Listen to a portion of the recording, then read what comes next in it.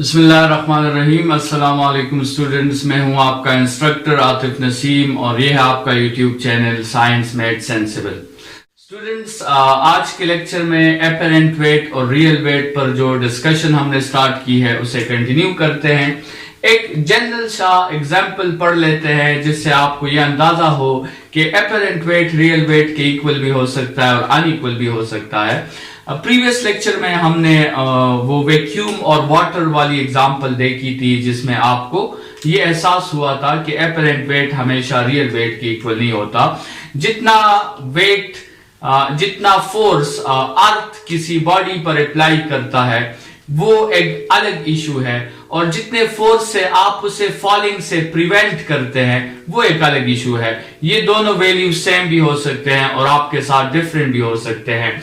एक आसान सा एक्सपेरिमेंट जो है डेली लाइफ से लेते हैं। लेट्स सपोज आपके साथ एक रस्सी है और एक रस्सी के साथ हमने एक बॉल अटैच किया हुआ है। हम उस बॉल का वेट फाइंड करना चाहते हैं। तो स्टूडेंट्स, ये जो रस्सी के दरमियान जो टेंशन फोर्स है जो इस बॉल को गिरने से रोक रही है, वही टेंशन का फोर्स जो है वो हमें एपरेंट वेट की वैल्यू देगा। लेकिन इसका रियल वेट इस बॉल का क्या होगा?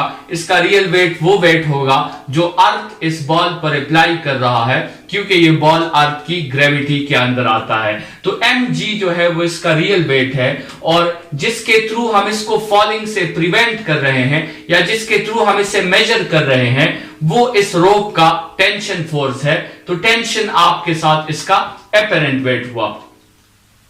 स्टूडेंट्स, इस एग्जांपल में जैसे हमने कहा कि जितने भी वेट के मेजरमेंट डिवाइसेस हैं सब प्रिंसिपल ऑफ इक्विलिब्रियम पे काम करते हैं, और प्रिंसिपल ऑफ इक्विलिब्रियम के साथ साथ हमने कहा था कि मेजरिंग डिवाइस जो है वो हमेशा रिएक्शन को मेजर करता है या फिर एक्शन को मेजर करता है। वो दोनों तो आपस में हमेशा इक्वल होंगे। स्टूडेंट्स, यहां पर भी ये रोप जो है ये इस वेट के रिएक्शन को मेजर कर रहा है।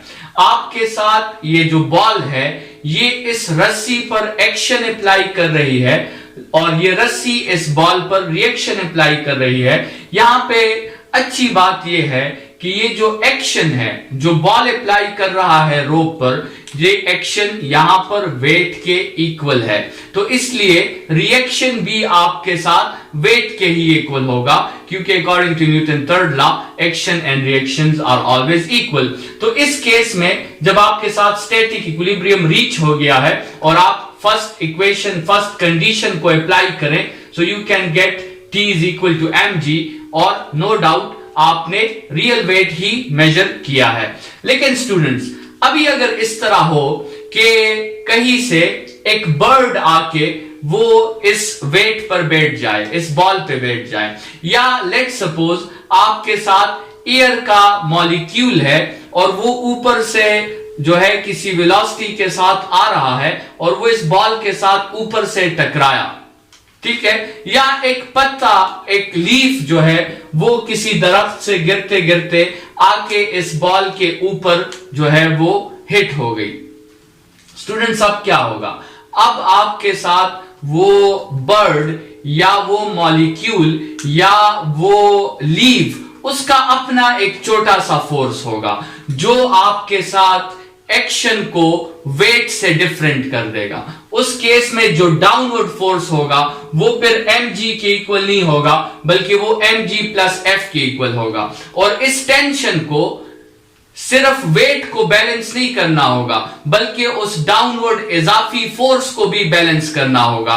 तो इस केस में जब आप इक्वेशन लिखेंगे तो इस केस में टेंशन आपके साथ mg प्लस वेट की इक्वल होगी, और क्लियरली आप बता सकते हैं कि इस केस में जो रस्सी को जो फीलिंग मिली है वो आपके साथ इस बॉडी के रियल वेट से ज्यादा है, क्योंकि उस रस्सी ने सिर्फ उस बॉडी को गिरने से नहीं बचाया, बल्कि उस मॉलिक्यूल को, उस बर्ड को या उस लीफ को भी उसने गिरने से बचाया है। लेकिन ये रस्सी को तो मालूम नहीं है, रस्सी को तो इस तरह लग रहा है कि मैं तो बॉडी को ही फॉलिंग से बचा रहा हूं। तो उस वक्त इस रोप को जो एपरेंट फीलिंग आएगी वो उस बॉडी के रियल वेट से आपके साथ ज्यादा होगी। इसी तरह स्टूडेंट्स, अगर नीचे से मैं इस बॉडी को थोड़ा सा लिफ्ट कर दूं, मैं एक अपवर्ड फोर्स इस पे थोड़ा सा अप्लाई कर लूं, या आपके साथ नीचे से एक मॉलिक्यूल किसी वेलोसिटी के साथ इस बॉडी को हिट करें, तो उस वक्त क्या होगा कि टेंशन को सपोर्ट करने के लिए एक दूसरा फोर्स आ जाएगा, फोर्स F, ठीक है, और वो टेंशन को सपोर्ट करेगा। फिर दो अपवर्ड फोर्सेस हो जाएंगे और एक डाउनवर्ड फोर्स हो जाएगा। तो फिर स्टूडेंट्स, टेंशन जो है वो वेट को कंप्लीटली सपोर्ट नहीं करेगा, बल्कि टेंशन इस दूसरे फोर्स का हेल्प लेगा। लेट्स सपोज अगर वेट 20 न्यूटन है तो टेंशन 20 न्यूटन प्रोवाइड नहीं करेगा, क्योंकि उसे पता चल गया है कि मेरा एक दोस्त जो है वो अभी मेरी हेल्प कर रहा है। तो लेट्स सपोज 2 न्यूटन ये अप्लाई करेगा, टेंशन आपके साथ 18 न्यूटन अप्लाई करेगा। तो इसमें आप क्लियरली देख सकते हैं कि जो फीलिंग आई है इस रोप को, वो इस बॉडी के रियल वेट से कम फीलिंग आई है। इसको कम फोर्स लगा है इस बॉडी को फॉलिंग से रोकने के लिए। सो यहां पर एपरेंट वेट आपके साथ रियल वेट से कम हो गया है। और स्टूडेंट्स, अगर हम सारा काम इस टेंशन के दोस्त पे रख दें, मतलब मैं इस बॉडी को इस तरह जो है लिफ्ट करूं ताकि टेंशन को कोई काम ही ना करना पड़े, तो उस वक्त सारा काम जो है वो उसका ये दोस्त कर रहा है, तो उस वक्त टेंशन की वैल्यू आपके साथ 0 भी आ सकती है। मतलब इस रस्सी को एहसास ही नहीं हो सकता कि मेरे साथ जो बॉडी कनेक्ट है उसका कोई वेट है, तो आपके साथ एपरेंट वेट की वैल्यू आपके साथ 0 भी आ सकती है। तो ये एक जनरल एग्जांपल स्टूडेंट्स हमने डिस्कस किया, जिसमें हमने देखा कि आपके साथ रियल वेट और एपरेंट वेट डिफरेंट हो सकते हैं। एलिवेटर्स के कुछ एग्जांपल्स लेते हैं, जिसमें हम इस पूरे प्रोसेस को जनरलाइज करेंगे और हम डिस्कस करेंगे कि वो कौन से केसेस हैं जिसमें आपके साथ एपरेंट वेट रियल वेट से ज्यादा हो सकता है, या वो कौन से केसेस हैं जिसमें एपरेंट वेट रियल वेट से कम हो सकता है, और इक्वल वाले केसेस कौन से हैं। स्टूडेंट्स, हमने एक एलिवेटर लिया है, एलिवेटर में एक मास अटैच्ड है उसी रोप के साथ। यहां पर T आपके साथ एपरेंट वेट है और mg आपके साथ रियल वेट है। केस नंबर 1 में हमने पूरा सिस्टम रेस्ट में कंसीडर किया हुआ है।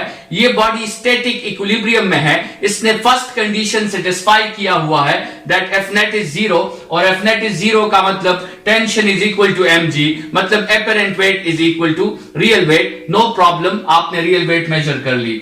स्टूडेंट्स, दूसरा केस, अगर ये एलिवेटर यूनिफॉर्म वेलोसिटी से, कांस्टेंट वेलोसिटी से या ऊपर की तरफ जाए और या फिर नीचे की तरफ जाए, तो फिर भी ये डायनामिक इक्विलिब्रियम में है, ठीक है। और डायनामिक इक्विलिब्रियम में भी आपके साथ F net 0 होता है। यही दो फोर्सेस, एक अपवर्ड एक डाउनवर्ड, और इन्होंने एक दूसरे को बैलेंस करना है। तो यहां पर भी T is equal to mg, कोई प्रॉब्लम नहीं है, आपने रियल वेट ही मेजर किया है। रेस्ट के केस में और यूनिफॉर्म वेलोसिटी या यूनिफॉर्म मोशन के केस में। असल बात केस नंबर 3 और 4 में आती है। स्टूडेंट्स, अगर आपका ये एलिवेटर अपवर्ड एक्सेलरेट कर रहा है, मतलब आपके एलिवेटर पे एक अपवर्ड एक्सेलरेशन है, और अपवर्ड एक्सेलरेशन है तो फिर नेट फोर्स भी अपवर्ड होगा। मतलब ऐसा केस जिसमें आपके साथ नेट फोर्स 0 के इक्वल नहीं आ रहा, तो उस केस में फिर क्या होगा, आपको नेट फोर्स फाइंड करना होगा। अगर नेट फोर्स की डायरेक्शन ऊपर की तरफ है, this means tension is applying more force than weight, this means the upward force is greater than the downward force. और यही से आपको अंदाजा मिल गया कि now the tension is feeling more weight, ठीक है, एपरेंट वेट आपका बढ़ जाता है। लेकिन बहरहाल अगर आप इसका इक्वेशन भी लिखना चाहते हैं तो F net is equal to T minus mg, या आप जो है F net की जगह ma भी पुट कर सकते हैं। ma is equal to T minus mg और T is equal to mg plus ma। यहां पर T ने सिर्फ mg को बैलेंस नहीं करना, साथ में ma को भी बैलेंस करना है। देयरफॉर यहां पर एपरेंट वेट आपके साथ रियल वेट से ज्यादा होगी। स्टूडेंट्स, अगर आपके साथ यही एग्जांपल डाउनवर्ड एक्सेलरेशन में हो, अगर आपके साथ एक डाउनवर्ड एक्सेलरेशन हो, तो इसका मतलब फिर फोर्स भी डाउनवर्ड होगा, और उसकी एक ही पॉसिबिलिटी है कि this downward force is greater than the upward force. इससे आपको अंदाजा मिल गया कि tension here is less than the real weight. लेकिन अगर आप इसकी मैथमेटिक्स करना चाहते हैं तो F net is equal to mg minus tension और ma is equal to mg minus tension. इसको टेंशन के लिए सब्जेक्ट बनाएं तो mg minus ma, this means tension is less than mg। Students, इस डाउनवर्ड एक्सेलरेशन में अगर आपके साथ एक स्पेशल केस आए कि आपके साथ जो है ये अचानक एलिवेटर को जो डाउनवर्ड और अपवर्ड मूव करने के लिए जो मैकेनिज्म है, जो स्ट्रिंग है, वो स्ट्रिंग अचानक टूट जाए और आपके साथ ये डाउनवर्डली एक्सेलरेटिंग बॉडी अचानक क्या शुरू कर दे, फ्री फॉल शुरू कर दे, मतलब आपके साथ ये ए जो है ये आपके साथ जी के इक्वल हो जाएगा। तो स्टूडेंट्स ये एक्सपेरिमेंट आपने कभी किया भी नहीं होगा और अल्लाह ताला आपको ये एक्सपेरिमेंट करवाए भी नहीं, लेकिन अगर ये एक्सपेरिमेंट जो है आप देखेंगे तो आप देखेंगे कि इसमें आपके साथ जो है टेंशन पर कोई बोझ नहीं आएगा, इस रस्सी पर कोई बोझ नहीं आएगा, क्योंकि ये बॉल भी फ्रीली हवा में जो है नीचे आ रही होगी और ये रस्सी भी हवा में नीचे आ रही होगी।